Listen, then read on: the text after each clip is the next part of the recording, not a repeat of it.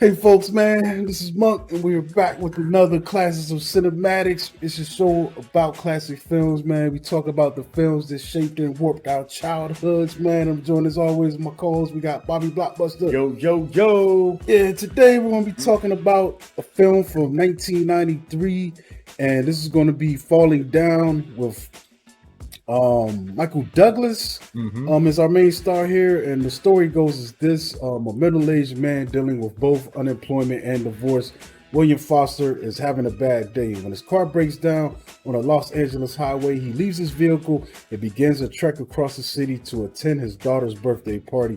As he makes his way through the urban landscape, William's frustration and bitterness become more evident, resulting in violent encounters with various people, including a vengeful gang and dutiful veteran cop played by Robert Duvall. So this film is starring Michael Douglas in the main role. Robert Duvall is the cop that's eventually starts telling, who has his own issues, man, which is going to be interesting to bring up. Also starring Barbara Hershey, Rachel Takatin, and Frederick Forrest, and Tuesday Weld are also in this film. Did a pretty modest at the box office, did about 96 million. I'm not sure the budget. I don't think this thing had a really high budget. So it probably was profitable, especially I think what helped in this era was the home video market as well, because that's where I first saw this one. Oh, all day. Yeah, I definitely rented it as well. Yeah. So what we liking about this thing? Oh, man. Well, kudos to, all the actors, actresses in this. But to me, what really stood out was the concept and the story arc of this film. It really focuses on the cause and effect of our actions as individuals. Everything that we do will have an underlying effect, not only on ourselves as individuals, but everyone around us. He's definitely not the most sympathetic character. Like the way this trailer sets up this film, at least at the time that I remember, it was like, yeah, he's finally the guy that had enough, and he's going to stand up. And I can see people getting behind that, because who hasn't? I think that moment was in the trailer too. We stopped serving breakfast at 11:30. It's 11:35, and he's like, "But I want breakfast." We've all had that sympathetic. I look at my watch sometimes, like, man, I want a McGriddle. It's 10:45. They stop at 10:30. So, and even other situations, the traffic situation, the just like things like it feels like he's the one who finally had enough and is stepping up, but you realize like nah, this is the wrong way to go about it, because we all eat the same shit every day, and none of us jump out of the car on the way to work. There have been times when I wanted to make muffin, and I came late because I didn't get out of bed early enough. I didn't pull out a Uzi and start shooting up the spot. Yeah. I mean, that's what I'm saying. Like, and it's funny to me because like you said, in this trailer initially, and when this movie was first presented to us, they're almost like depicting this dude as someone that we're supposed to root for. That we realize that it's his daughter's birthday and he wants to see the daughter for a birthday, but the film doesn't get into details, but basically they're telling us he's a horrible husband. He's probably violent. A lot of arguments. So he's divorced from the wife. Restraining order. Yeah, restraining order. So he's about to break that order to go do this, and the family, at least the mom, doesn't want anything to do with him, and you could tell like and that's probably because of how he is, as they're showing us in some of these other vignettes. So just look. I mean, look how he handles all these situations. I mean, and like I said, that's why like it's wild to me, because like when I saw this as a little guy when it first came out, I don't know, 12, maybe 13, and I thought it was like justifiable. Yeah, man, shoot up the whammy burger when because we've all. That's why we say films that shaped and warped our man. Probably at the time when I seen this, I probably got shut down for wanting an egg McMuffin and coming too late. If one of these things happened to someone in a day, then that's a rough day. But throwing him in situation after situation after situation, that's the movie effect of it. But like I said, man, like people will think this movie is about you know, the guy that was just pushed too far to the edge and he's standing up. But nah, this guy's clearly flawed, and I like how they emphasize that, man, because you know he's having conversations with the wife, and they're like, "You're not supposed to be here." The wife calls the cops. That's when we get Robert Duvall's character gets introduced in it, who's an interesting character on his own, man. I think I'll have more fun following his storyline because this is the day, this is his last day on the job as a cop. He's about to retire. And he basically, on your last day, you're probably just supposed to coast through. You eat a little bit of cake, your folks send you out. But he gets this case, and it's interesting because he's dealing with his own stuff. Whereas, like at home, I'm not sure what happened, but the wife is just like horrible to him. I think, they explained it. They had a kid, but the kid died, I guess, prematurely. You know, when they were young, and they never really mended in their marriage, and the wife became super needy. You know what I'm saying? And what's interesting with him is he goes from this guy that's like, I gotta go with my wife to by the end. He's like, so I'm gonna come home when I come home. I'm gonna be like, which I thought was really great, like as far as a character arc, and it actually makes him. Dealing with this case makes him more enthusiastic about his work again. And he's like, you know what? I'm not ready to retire yet by the time we get to the end of this. Well, and that's the thing, too. Like, he really didn't, this wasn't his case. He just, he was in the right place at the right time. I mean, he was in that traffic jam, and then he helps the little cop, the motorcycle cop, move the car out the way. Because the car has the defense tags. And then he's like defense. And then the convenience store owner is brought to him because he does robberies. And so the dude's like, oh yeah, you know, you gotta have you talk to Pendergrass because he does robberies. And then, you know, after the story, they're like, oh, this ain't robbery. This is an assault. He's like, oh, well, he stole my baseball bat. He's like, so he paid for the soda and stole the bat, you know, kind of thing. And so that's where he's just putting all the pieces together, like it just being like involved with it, you know. But another thing that I'm putting together right now as we're talking about this is like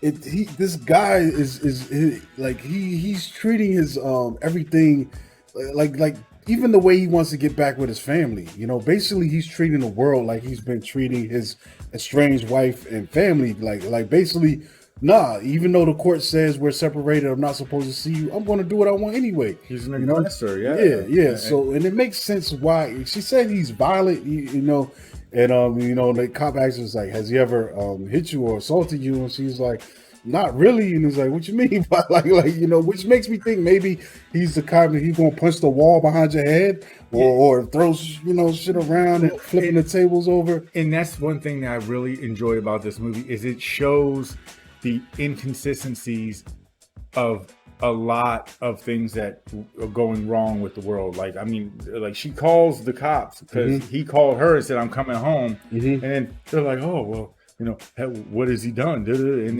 like, it's like, he's kind of like, what if he does something? He's like, so he don't. He's brushing her off. Like, he's like, yo, like, and then maybe 20 minutes go by. They're like, yeah, we don't think he's going to come. So we're going to go ahead and go. So it's like, you know, instead of preventative maintenance and stopping something before it happens, you would prefer to just let it happen, let her get her. God forbid they got to sit in front of your house instead of running around writing tickets. Exactly. And she was hospitable. She's giving him coffee and offering him cake, and at the same time, she's still trying to host his birthday party. And everything. Man. But and also, when it comes to Pendergrass, dude, the cop, I love his character, and you know, Duvall. Robert Duvall, as his character continues to build and grow, because like I said, you see that he's a people pleaser, and he's doing everything that he's doing not because he wants to. He wants to do it because his wife is. I think it's going back to how he is with the wife. I mean,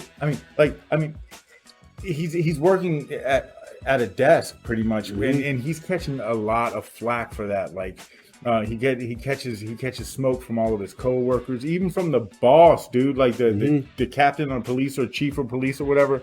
When he goes in, I had a feeling maybe the wife told him to not be out in the field and take it easy. And he did that for her. He did it for her, and even his partner, the young lady that is working the case and stuff. She was like, "Yo, I know you did this for your wife." but you're also moving out to the sticks or wherever it is they're moving to for her, and you're doing all these things for her. And he's like, yo, man, I love my wife, man. I'm whatever it takes kind of thing. But man, yeah, I mean, dude, they keep shoveling shit on this dude. Like, even when, like I said, when he gets pulled in by the chief of police and like, put it this way, if he was the one to go wild instead of Foster, that would have made a lot of sense to me. That would have made a lot of sense to me. But in a way he did. In a way he did though, bro. Like, that's the thing. Like, he went wild on his own terms. But I think it's making the point because Foster's entitlement is what made him go wild. Like, meanwhile, most of us are like, what's his name? Pendergrass. Most of us are like him. Yeah. We just deal with it. We roll on and go on. Whereas the same things that everyone else is dealing with are the things that made Foster feel justified in doing what he's doing. That's the thing. That's the difference between those of us that, go through life and we earn, and those of us that go through life and feel that we're owed. You know what I'm saying? Yeah. Because what's his name? He feels old. Douglas, his character, he feels owed. And then you find out, like, throughout the course of the movie, like, I mean, all he's doing is he keeps catching L's, dude. Like, he lost his wife, he lost his kid, he lost his fucking mind, he lost his job. I mean, and when I say lost, it's not like it happened to him. It's like he was in on. Probably he had a hand in on. No, that's what I'm saying. Yeah. But then he also he is just like a lot of other human beings in this world that just cannot take accountability for their faults, their flaws, their shortcomings. Hey, man, you cannot cry if you cut your wrist and then you start to bleed, dog. You do not get to do that. It's crazy because as I'm watching, this thing is in the background. There's a moment where he's sitting there watching home videos and he has a water gun in his hand, and like now I'm realizing, like, this guy, he didn't expect to make it out of this day. No, which is probably why he just walked away from his car. So I'm not gonna need this where I'm going. And maybe that was his plan. He was like, I'm just gonna go see my daughter, and then whatever happens. It's not even that he didn't expect to. He didn't even want to. Yeah. He got a taste of blood. Like, it started with the convenience store, but I think as soon as he left that car, he knew this is probably going to be his last day on Earth. Yes. And you seem like that's how he was not. Like, there's nothing that fazed him. Like, when the gang members tried to shoot him and stuff, like in a drive-by, he didn't even duck the bullets or nothing. He just sitting there on the payphone. Yeah, he's looking through the phone book and fucking around. And then my man goes up to him like, "Yo, bro, you missed." That was a crazy scene. You missed. Yeah. But the one part that I do, shot like 5 or 6 people, but they missed him. But you know what? I don't condone his kirking the way that he did, but the one part that I do appreciate is when he's walking through that golf course. Yeah, and there were a few get backs that were, I like that part, because I mean, my man, he's cruising, and you get that, that's when his own personal self entitlement was matched with somebody else's self entitlement. It was like the battle of the entitlement. Yeah, but the only reason he won because he had that gun. Because I think them old men could have took him with they swing them clubs on his head. Man, the old dude, he was like, man, I'm gonna hit him with my Titleist, and he was like, what? But man, Douglas, he was like, you gonna try to kill me with a golf ball? But I'll tell you, I belly laugh every time. But after he shoots the cart, and my man, it is not funny. I'm not condoning the violence, but my man starts having a heart attack. And Douglas is like, oh, what do you want me to do? He's like, oh, my pills, they're in the cart. And then it shows the cart just sinking. Mm-hmm. And he's like, oh, well, you know what? Now you're going to die. Your heart's going to drown. And you're going to die with that stupid hat on. I was like, where's your mind at, bro? Like, that you don't even care this dude is dying. It's more, about. It's funny, man. It's an interesting thing. But another one that got me too is like when he goes to the surplus store, that was kind of interesting because and like that one, like you said, it plays out different because like the thing about it that's messed up with me, like he was perfectly cool with the store owner throwing the F word around, and I don't mean fuck, at those two customers. Yeah. That was fine for him. And then until he takes him to the back, after the cop comes into the store and he's like, I'm looking for this guy, and he hides him out. Then he's like, oh man, dude, check it out, man, I got this, which is wild. Like, my man's got the crazy World War II shit in the back. He's got a can of the gas that was used in the gas chamber to gas Jewish and he people. Was actually excited. He was like, bro, it's empty, man. It's used, man. Like, what the hell, dude? Like the messed up end of World War II paraphernalia, like the dark stuff, but then it was weird because that was the last straw. You know what I'm saying? He sat there and let him do this to these other guys, but this was too much for him. Because he realized that this guy was glorifying him and like building him up for all the wrong reasons. Like the surplus store owner thought that he was on some like racist vigilante style stuff, and my man was like, but that's what I'm saying. I think that's partly because he didn't say nothing when he was going after the two the gay dudes. Like, he didn't say nothing, so he probably was like, well, that guy didn't tell me to stop or chill when I was talking shit about them, so he's probably cool. Yeah, which might be a little bit symbolic in some levels, man. Like my thing is, a slight against anybody is a slight against everybody, bro. Exactly. You know what I'm saying? And we already talked about it earlier in the show. Like, there is not much that separates the two of them, because Douglas's character got real racist with the convenience store owner. So what? Because you're racist with a different ethnicity that's not. And and I think he was even calling them Chinese at first, and he was like, "I'm Korean." Exactly. and then he was talking trash about how he said 5 and stuff, and all that stuff. Man, nah, man, that's not cool. Yeah. So I mean, he had it in him, but at the same time, it's like, bro, like, but because this dude is more like embracing of his racism, and he's I don't know how one can be more racist. Either you're racist or you're not. There's not like a level of racism. Either you fucking are or you're not. And, but it would just trip me out, because like the dude was like, he thought he was like on some like vigilante. Like, I just noticed, man. I think Duvall left his partner after she just got shot. Yeah, I just noticed that. I mean, maybe she told him to go because she's like, I'll be all right. He called for help, but we're getting to the end of the film, and my man's making his last stand on the pier. I guess that's where the wife. How did the wife get to the pier? Was the party going to be on the pier? What? I don't get that part. That was weird to me. But he runs up on her, to him and the wife, and makes his stand. And it's weird because the way, like that tells me how crazy his brain was by the time we get to this point. Because he runs up on her, gives her a kiss, and like, yo, we're not a family no more. What are you doing? You know what I'm saying? You're not even supposed to be here. It was a restraining order.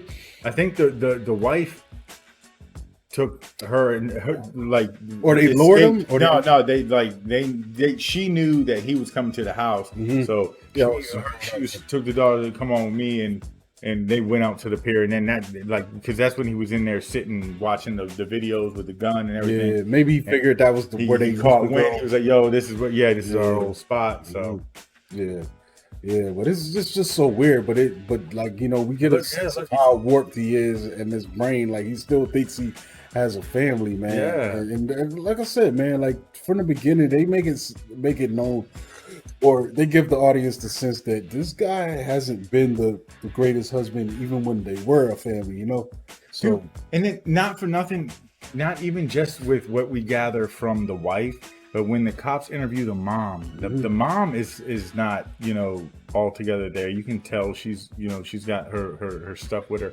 but when she speaks on him, she's like, oh yeah, I would never go in his room if he was here. I wouldn't do this and that.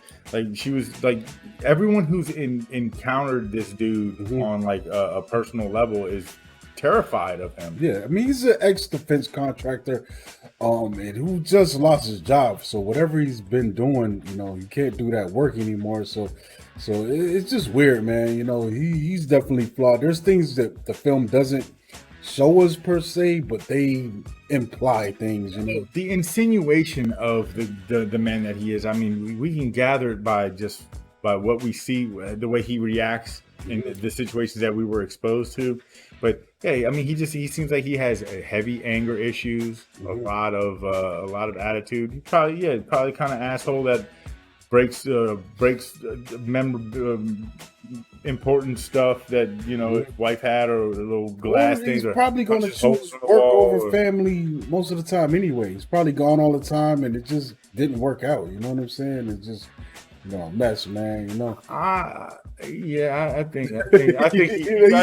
type of guy that probably shouldn't have been married in the first place. Yeah, that's what I'm saying. I get a little more. I feel like him just not being around would be like that's too easy. That's some of that, and then when he's around, he probably is just breaking shit. The kind of person that the wife makes the dinner, and he's like, "Oh my steak is overcooked." You shouldn't overcook a steak, though, man. Yeah. I'd be mad too, but it's like, no. But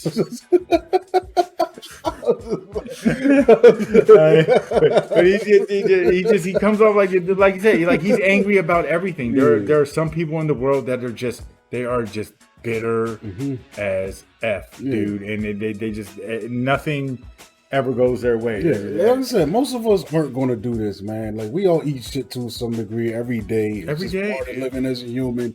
And like I said, I think his entitlement and the way his makeup, it just what set him off to get out of that car, Yeah, man. And set this movie off, man.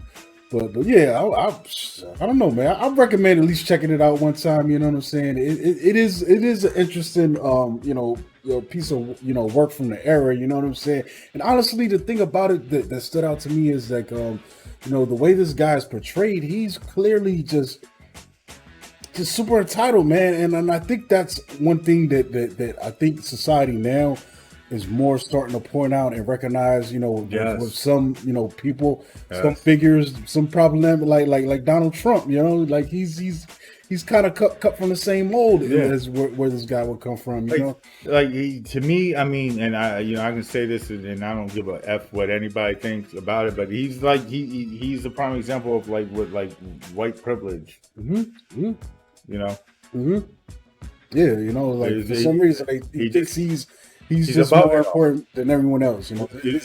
His needs are more important than everything. Even the way he's treating his family, his need to see his daughter showing up with a gun, to the family meeting and eating popcorn. Exactly. I'm like, bro, like you realize what?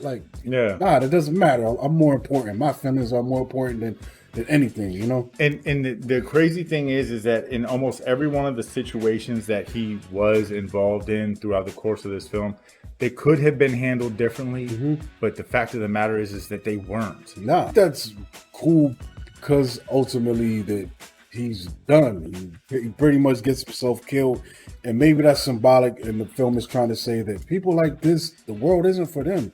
You know what I'm saying? It's not built for you, bro. And maybe that's even another level of that. Yeah, dude. Nah, you gotta check out, man. This ain't like, especially if think about it, if everyone had this mentality, man, it'll be a lot more chaotic, way more chaotic than it actually is out here right now. Yes, you know what I'm saying? It's kind of messed up, man, bringing up current events. But yesterday, some dude ran up into a grocery store in Buffalo and killed I think it was about 8 people, just gunned them down. Just because he didn't like, the skin color or whatever, you know what I'm saying? Specifically got up and decided to go out and just shoot a bunch of people down, man, for no reason, because he was feeling himself to a degree, you know what I'm saying? And I think this is what this character in this film, embodies to me, you know what I'm saying? Yes. It's just people that and maybe, I don't know, man, maybe it's what is going on in society, even like some of the social media stuff where everyone is trying to be important, or everyone feels like they are somebody, which you are, but at the same time, you're not better than anyone. You're not right. Your lot isn't any tougher than anyone else. The thing about it is like, it's weird watching it now. Like, I caught that immediately from the beginning, but I think the way it was marketed back in the day, it felt like this guy was supposed to be someone we were cheering for. At least the way the trailers were presented, even though the film ended up in a different way, a different ending and outcome. Yeah, but I think that's it, man. We could probably wrap this one up, man. I don't know what we got next, man. We got some interesting films coming up, man. So just stay tuned. Also, I want to tell you folks to check out our Instagram. We do have an Instagram channel page now. So, we'll be dropping little, just a little cool stuff. Maybe some screenshots from some of these films and just a little bit of news bits that come across concerning, classic films and such. I mean, interesting era that we're in. A lot of these things are still getting new Blu-ray releases and things like that. Some of them are getting remastered, print. Some of them are even getting shown, bringing back to theaters, man, which is a cool thing because a lot of the stuff I haven't had the chance to see in the theaters, so I try to take a chance and go see them, if at all possible. Also, we got a giveaway coming up, man. I'm not sure. What? Maybe on the next show we'll give you the details on how to, take a chance and win some of this stuff. But we got a box and bags full of swag and upcoming stuff that we're going to be giving away to a lucky viewer. You know what I'm saying? Yeah. So keep posting on that tip, man. Yeah, man, all day. And I think that's it, man. Catch me at Monkey Blood on Twitter, Instagram. And follow the show at Classes of Cinematics on Instagram, And it's Bobby Blockbuster. You can catch me on Instagram at Bobby Blockbuster 118. Yeah. So we out of here, folks.